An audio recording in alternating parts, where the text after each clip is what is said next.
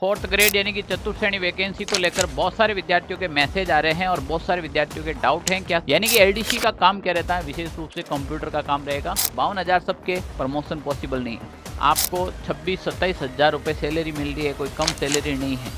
दूसरी बात, आपको प्रमोशन मिल रहा है। तीसरी बात, आपको पढ़ने का अवसर मिल रहा है। पानी भरा हुआ है या नहीं है, पानी खाली तो नहीं है, फ्रिज में पानी है कि नहीं है, जनरेटर में वो है, आपके डीजल वगैरह है कि नहीं है। नमस्कार प्यारे विद्यार्थियों, फोर्थ ग्रेड यानी कि चतुर्थ श्रेणी वैकेंसी को लेकर बहुत सारे विद्यार्थियों के मैसेज आ रहे हैं और बहुत सारे विद्यार्थियों के डाउट हैं क्या सर इसमें प्रमोशन होगा, इसकी सैलरी कैसे मिलेगी, कौन सा विभाग हम ले जिसमें हमें बहुत ज़्यादा फायदा होने वाला है।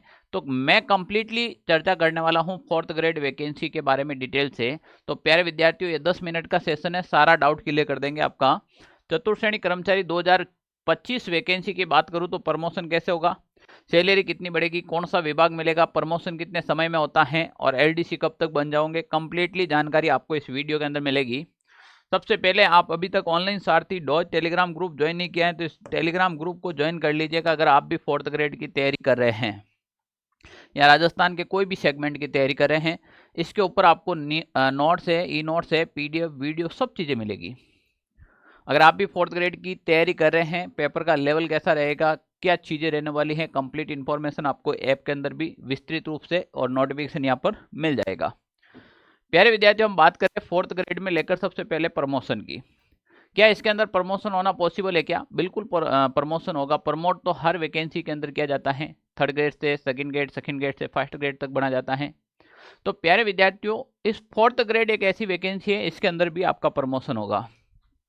यानी कि प्रमोशन किसका होगा? चतुर्थ श्रेणी कर्मचारी। तो जो फोर्थ ग्रेड की वैकेंसी है, इस फोर्थ ग्रेड की वैकेंसी के अंदर सबसे पहले सिलेक्शन किनका होगा?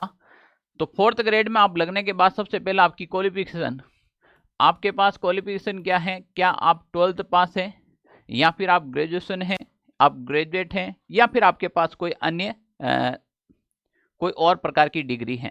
सबसे पहले तो महत्वपूर्ण ये चीज़ होती है। अगर आप एलडीसी के अंदर जाते हैं फोर्थ ग्रेड से, अगर कोई भी विद्यार्थी एलडीसी की ओर प्रमोट होता है तो सबसे पहले उसको कंप्यूटर का नॉलेज होना चाहिए। अब इसमें कंप्यूटर का नॉलेज के लिए आपके पास कंप्यूटर की क्या होनी चाहिए? डिग्री होनी चाहिए।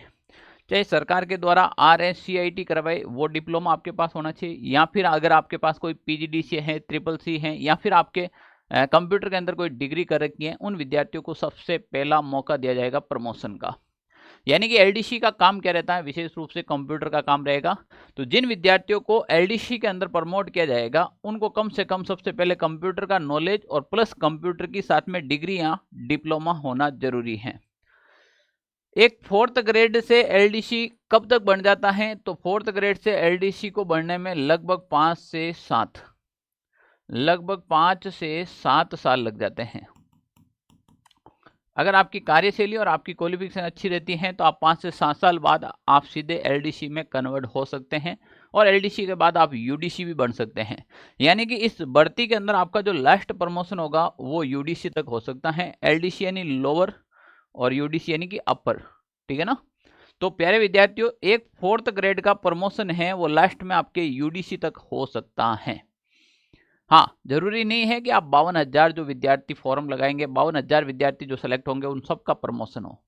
काफी बार अगर आपकी कार्यशैली या फिर आपके पास हाई क्वालिफिकेशन नहीं होती है तो आपका रिटायर्ड मैन है वो भी यही या इसी पोस्ट से होता है। काफी बार देखा होगा आपने, third grade teacher third grade post से ही रिटायर्ड होता है। तो वो भी चीज है कि 52,000 सबके प्रमोशन पॉसिबल नहीं है, प्रमोशन उसी का होगा। दूसरी बात, इसमें आपका विभाग फैक्ट रखता है कि आप किस विभाग के अंदर हैं। काफी विभाग का प्रमोशन जल्दी होता है, काफी विभाग का प्रमोशन ऑलरेडी अटका हुआ है, तो वो विभाग के ऊपर भी आपके होता है। आप स्कूल विभाग हैं, शिक्षा विभाग हैं, या फिर कोई अन्य विभाग हैं, जैसे सांख्यिकी विभाग होता है, इसके अंदर प्रमोशन बहुत जल्द होता है।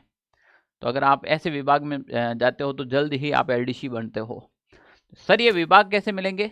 इस विभाग की अपन बात करें सबसे पहले, आया इसमें सैलरी क्या रहेगी? 1800-1900 पे ग्रेड की ये नौकरी होती है। लगभग प्रोविजन में आपको 12,400 वेतन मिलता है, प्रोविजन के बाद 17,700, और फिर आपको डीए और एचआर यानी कि हाउस रेंट भत्ता मिलाकर टोटल 26,700, यानी कि 26 से 27,000 रुपए के बीच में आपकी सैलरी होती है। कट कटाकर आपके पास मिल जाएंगे। भाई साहब, आपको 26-27 हज़ार रुपये सैलरी मिल रही है, कोई कम सैलरी नहीं है। दूसरी बात, आपको प्रमोशन मिल रहा है। तीसरी बात, आपको पढ़ने का अवसर मिल रहा है। तो प्यारे विद्यार्थियों, इसकी सैलरी है। अब इसके बाद अगर आप एलडीसी में प्रमोट हो जाएंगे तो आपकी ये सैलरी बढ़कर कम से कम 40 से 45 हज़ार हो जाएगी। आप जब एलडीसी बन जाएंगे तो इसकी सैलरी आपकी 40 से 45 हज़ार हो जाएगी। और आपका जैसे जैसे प्रमोशन होगा वैसे वैसे आपकी सैलरी आगे से आगे कन्वर्ट होती जाएगी, बढ़ती जाएगी। इसका ये मतलब नहीं है कि आप जिस सैलरी में ज्वाइन किया है उसी सैलरी से आपका रिटायर्ड होगा या नहीं। सबसे इम्पोर्टेंट है कि इसमें सरकार की दूसरी सारी योजनाओं का फायदा मिलेगा। जैसे सरकार की अभी योजना चल रही है, मान लीजिए RGHS, Rajasthan government health service, RGSS card की आपको सुविधाएं मिलेगी। राजस्थान के अंदर जो गवर्नमेंट कर्मचारी के जितने भी जो इंश्योरेंस होते हैं या और भी कोई भी फैसिलिटी मिलती हैं, वो सारी की सारी फैसिलिटी, जैसे HR यानी कि हाउस रेंट बता है, DA है, महंगाई बता है, समय समय पर बोनस है, वो सारी की सारी चीज़ें सुविधा हैं, वो आपको इसके साथ में मिलती रहेगी। तो मान के चले सैलरी आपकी ऑटोमेटिकली ही और ज़्यादा बढ़ती रहेगी। इसके अलावा प्यारे विद्यार्थियों, आप लोगों के दिमाग में रहेगा कि सर विभाग कौन सा मिलेगा। तो विभाग इसके अंदर कोई भी विभाग मिल सकता है। इसमें बड़े से बड़ा विभाग से छोटा विभाग शामिल है। यानी कि हम बात करें तो देखो, इसमें राजभवन शामिल है, आपको विधानसभा शामिल है, सचिवालय शामिल है, विधायक कार्यालय इसमें शामिल है, सांसद कार्यालय शामिल है, नगर परिषद है, नगर निगम है, नगर पालिका है, विद्युत विभाग, खनिज विभाग। अब खनिज विभाग जैसे में कोई 4th ग्रेड बन जाए तो वो कलेक्टर के बराबर पावर है भाई। या अगर देखो भाई थे आप 4th ग्रेड भी हो पर राजभवन या सचिवालय के अंदर आप मंत्री के पीछे ऐसे खड़े रहते हो तो कितना पावर होता है आपके पास। एक मंत्रियों के बीच में क्या वार्तालाप होती हैं वो सब आपके संज्ञान में होती हैं कि क्या मैटर चल रहा है क्या नहीं चल रहा है, इस बात को समझा। तो आपका विभाग इसमें सबसे बड़ा महत्वपूर्ण है। क्या सर हमें विभाग पसंद करना पड़ेगा या फिर सरकार कुछ इसका देगा? जहाँ तक मुझे आइडिया है और जहाँ तक मेरा अनुभव ये कहता है कि आपको जो विभाग मिलेगा, 100 से अधिक विभाग हैं, तो आपको विभाग आपके नंबरों के आधार पर आवंटित किया जाएगा कि जो जिसको ज़्यादा नंबर आएगा उसको सचिवालय, फिर उसके बाद ऐसे जैसे एलडीसी के अंदर होता है ना, आपके नंबर के अकॉर्डिंग आपको विभाग मिलता है। तो इसमें भी नंबर के अकॉर्डिंग ही आपको विभाग दिया जाएगा। चतुर्थ श्रेणी कर्मचारी के कार्य क्या होते हैं? कुछ कार्य नहीं होते हैं। काफ़ी विद्यार्थियों को लगाता है कि सर शायद मुझे लगता है कि ये झाड़ू या फिर पोछा का कार्य रहेगा, यानी कि साफ सफाई का कार्य रहेगा। अरे भाई, चतुर्थ श्रेणी अलग होता है, सफाई कर्मचारी अलग होता है। यहाँ पर जो कार्य रहेगा चतुर्थ श्रेणी यानी 4th ग्रेड का, कार्यालय के समस्त गतिविधियों की निगरानी रखना आपका काम है। ऑनलाइन व ऑफलाइन फाइलों का जो प्रबंधन करना है वो आपका काम होता है, फाइलों की देखरेख, कार्यालय की साफ सफाई करवाना। जो चतुर्थ श्रेणी कर्मचारी के नीचे जो आपके सफाई कर्मचारी लगेंगे, सफाई कर्मचारी के ऊपर आप होते हैं, सफाई कर्मचारी से आप कार्यालय सफाई करवाना, सब चीज़ों का ध्यान रखना। इसके बाद आपके विभाग, जो भी विभाग मिल गए आपको, जैसे मान लीजिए आपको PWD ऑफिस मिल गया, या फिर आपको जैसे खनिज विभाग मिल गया, या फिर आपको कलेक्टेड ऑफिस मिल गया, तो वहाँ की जो पार्किंग है उस पार्किंग की देखरेख आपको रखनी है। जो जिसको पार्किंग अलॉट हो रखी है उनसे बात करना है कि भाई पार्किंग व्यवस्थित रूप से हो, बाहर कोई भी पार्किंग नहीं होनी चाहिए, ये सब काम आपका होता है।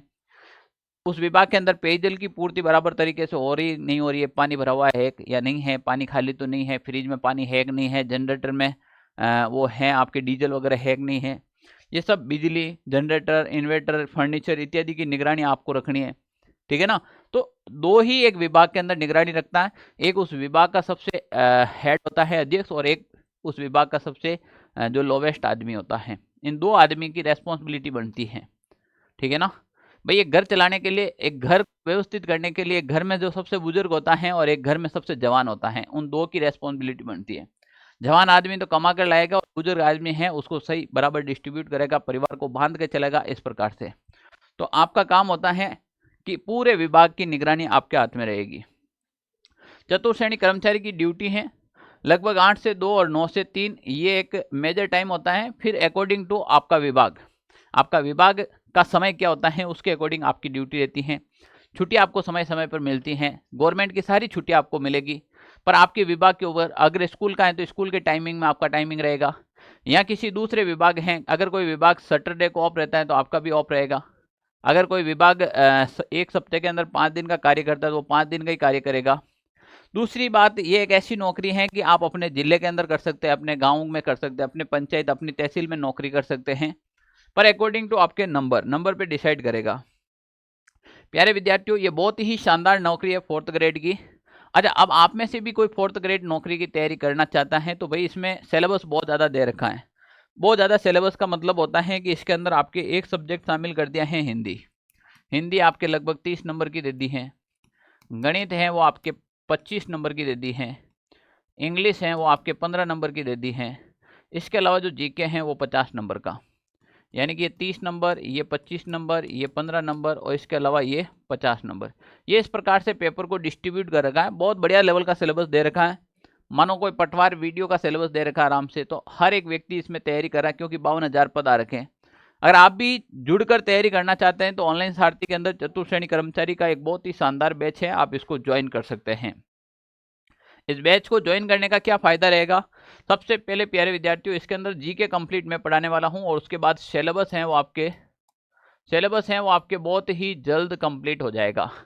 सिलेबस कंप्लीट होते ही मैं आपको टेस्ट लूंगा, और टॉपिक वाइज आपके एमसीक्यू और उसके साथ में आपके रिवीजन भी करवाया जाएगा। तो अगर आप जुड़ते हैं तो फिर आपकी कंप्लीट जवाबदारी है वो मेरी रहती है, आपकी नहीं है। जब तक आपके एग्ज़ाम नहीं होगा तब तक ये बैच कंटिन्यू चलेगा, और आपका सेलेक्ट होना ही मेरा उद्देश्य है। यानी कि मैं जिस मिशन की ओर निकला हूँ, हर घर नौकरी मिशन, एक हमारा मिशन निकला है, इसमें मैं चाहता हूँ आप भी हिस्सेदार बने। कोई भी विद्यार्थी 4th ग्रेड का बैच ज्वाइन करना चाहता है तो ऑनलाइन सारथी प्ले स्टोर से ऑनलाइन सारथी ऐप डाउनलोड कीजिएगा, और वहाँ जाकर टीम को देखिएगा, फ्री डेमो देखिएगा आप, और देखिएगा कितने शानदार मैथ पढ़ाई जा रही है संदीप तोमर सर के द्वारा, इंग्लिश वगैरह सब। मात्र अभी आप ये बैच ज्वाइन करते हैं तो मात्र ये बैच आपके 999 रुपये का है, आप ज्वाइन कर सकते हैं। प्यारे विद्यार्थियों, अगर कोई भी प्रकार का अगर आपको बैच से रिलेटेड डाउट है तो ये मेरे ऑफिस के नंबर हैं 92 16 77 71 62। इसके ऊपर आप मैसेज या फिर कॉल कर सकते हैं। टेक्निकल टीम आपको जवाब देगी, जरूरत पड़ती है तो मैं खुद भी बात करता हूं आप लोगों से। धन्यवाद साथियों।